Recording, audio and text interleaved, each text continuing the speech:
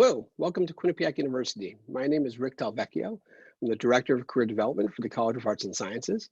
I'm going to talk to you a little bit today about our advising process for the college, which we call 360-degree advising. And I'm going to talk to you about how we use that system to support our students' success, both academically and professionally, from the moment they set on campus all the way through their life.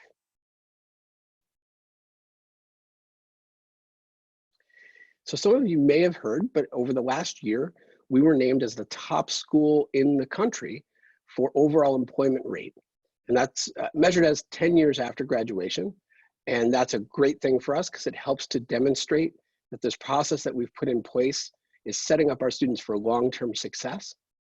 However, we also know that on the short term, our students find success as well. So within 6 months of graduation, 97.6% of our arts and sciences students are headed to graduate school or employed in career-oriented jobs. So seeing both sides of that equation helps us know that what we have is working. So I'm going to talk to you a little bit about why and how we set that up this way.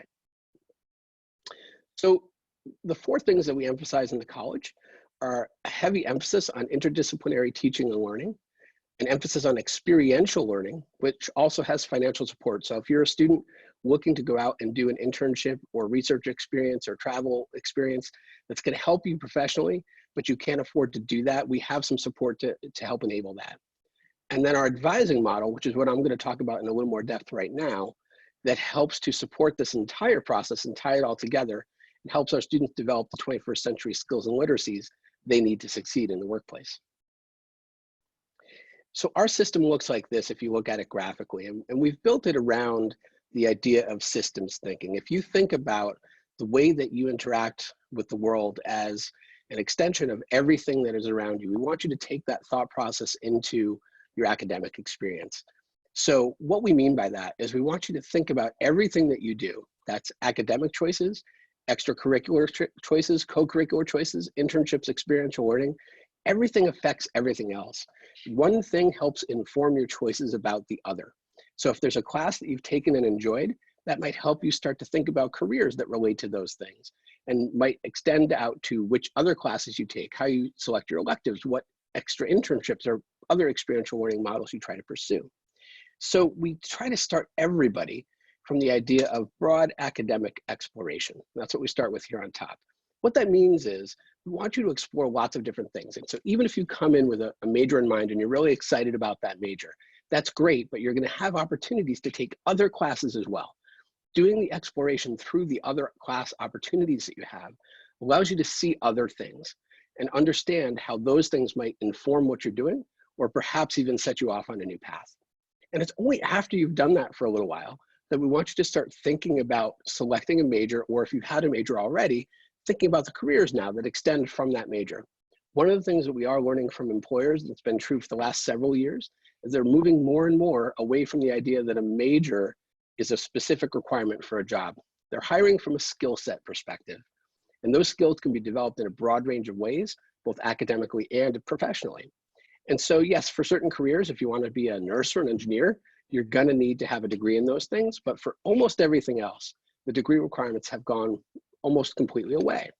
So if you're choosing to study things that you enjoy, things that excite you, you're going to do better in your courses, you're going to enjoy things more, and that's going to lead you down the path to success. Once you've done that, then we want you to start thinking about the careers. And once you do that, that's where we want you to take a pause, right? So consider the academic exploration that you've done, consider your major choice, consider what careers generally extend from that or have opportunities from there, and then go out into the world. Broaden your horizons from there and start to test those ideas. And that could be with study abroad opportunities. It could be with co-curricular activities that we do here on campus related to classes or not.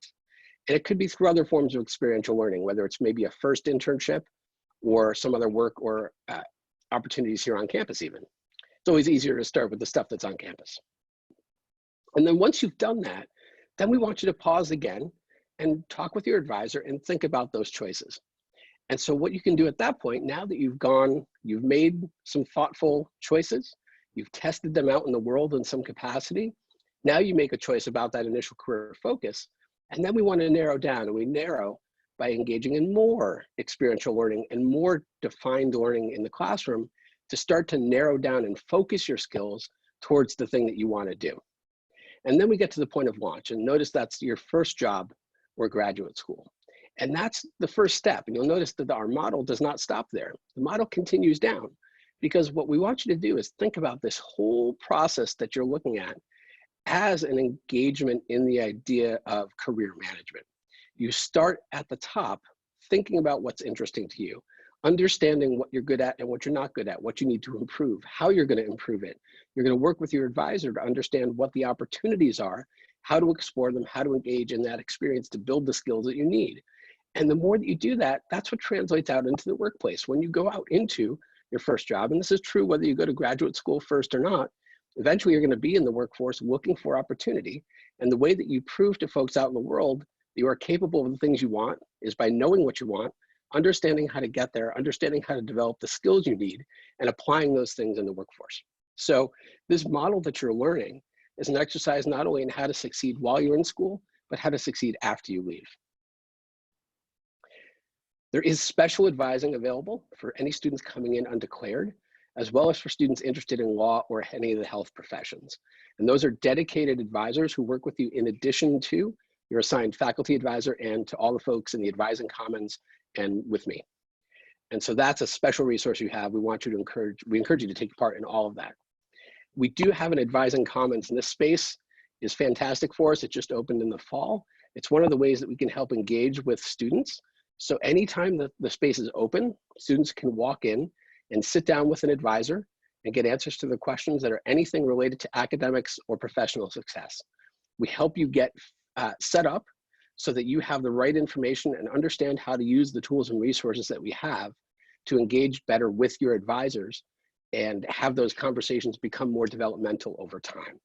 There's also a dedicated interview space in this room that allows you to come in and reserve that time. So if you have an interview with an employer, whether it's phone or video, there's a whole full video setup in there. So you're able to go through and have a nice engaging conversation professionally with professional audio and video to support that. We support all of this with an online tool that we call CAS 360. And the URL is right up here. And I encourage you all to check this out in much more detail. There's a lot of information built into all the various menus you see here. And this is how we support both our students and our faculty advisors in providing this service throughout their time. It's the same information that everybody sees. It allows you to go understand topics, whether they're career or academic topics, and understand the tools we have available, how to use them, and take that information to your advisors so you have some common language to use and can figure out what your pathway is going to be from there. This tool is active online, and this is how we're providing all of our services right now to our students in a virtual environment. So just like we're communicating today, they can have a live virtual chat with our advisors in the advising commons all online. And we always talk about our students being a Bobcat for life. What we mean by that is our services don't go away. So any student that's looking for career support can come back at any time and get that from our office and from myself directly, and eventually from, as you get a little bit further in your career, from our dedicated alumni career advisor. And a new tool that we recently added, though, is this Bobcat Connect tool. And what's really great about this is it allows us to connect our alumni and our students for informational conversations, as well as interviewing opportunities and networking to get connected to jobs. And so just after launching this only about a month ago, we had a student just 2 days in who emailed me back with this quote that just within 2 days of using the system, they had already lined up a couple of different interviews. And that student did actually already get a job now from that experience. So we're excited about this tool because it allows us to connect students and alumni all the way at the very beginning of their experience when they're exploring and asking questions about what careers are like, all the way to the end when they can use this to actually interview and network and find direct opportunities. So I hope you've enjoyed learning a little bit more about these tools. I am always available to answer your questions or concerns. If you go to our CAS 360 website, you can find a link for my contact information or for students to make an appointment to talk with me. And I'm happy to talk with both our current students and our prospective students as well as parents. Thank you for listening, and we hope to see you all in the fall. Thanks.